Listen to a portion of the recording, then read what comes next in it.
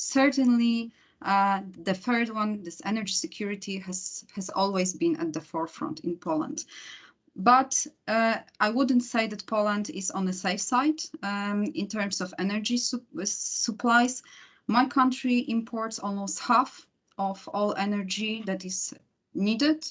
And in terms of oil, we produce only 3%, 20% of gas, and 80% of coal. But in all three energy resources, the main dominant supplier is still Russia.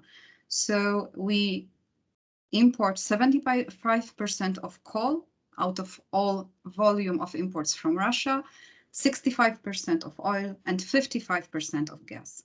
Discussion is certainly at the moment dominated by those security issues, and we saw a lot of activities from the Polish government on that, even mentioning the very solid sanctions. But certainly we also need to prepare for next winter and also for transition. Romania depends for 20% of its gas imports on Russia. In fact, everything that it imports in terms of gas comes from Russia, which is to say about 2 billion cubic meters out of a national consumption of about 12 billion cubic meters per year.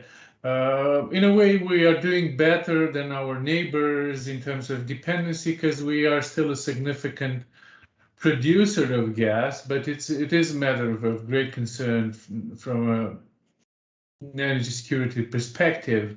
For oil, about 25 to 30% of oil comes from Russia, but the mood is again dominated by energy security concern. Is a all hands on deck approach whereby every sort of resources should be tapped into. We're seeing the government intent on reopening lignite mining and a lignite power plant as soon as possible this summer already, just as we tried in this country to phase out lignite. And we have a very significant potential for renewables, and in this country we haven't done any significant investments in renewables for about 6-7 years now. It's high time.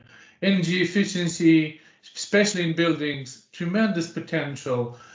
The Bulgarian government was, of course, not prepared. It wasn't expecting. As you mentioned, it's a young, very complex government with very ambitious leaders to tackle a lot of really ambitious goals, including dealing with the EU enlargements in the Western Balkans, energy transition, climate change, and they were unprepared to deal with the war in Ukraine. And Bulgaria is, as you probably, I think it's visible internationally too, is the country that is least willing, at least publicly, to kind of support a harder position vis-a-vis Ukraine on two counts. One is military support, which has been denied only by two countries in Europe, and this is Bulgaria one and Hungary being the other. And secondly, cutting energy ties. Bulgaria early on announced that it will not be possible for the country to do just that because it's very dependent. I mean, essentially on gas, we get about 83 to 90% of our gas supply, and we also get a huge part of our oil supply from Russia, and also all our nuclear fuel from a Russian or Soviet-built nuclear power plant. So Bulgaria is definitely seen as very dependent.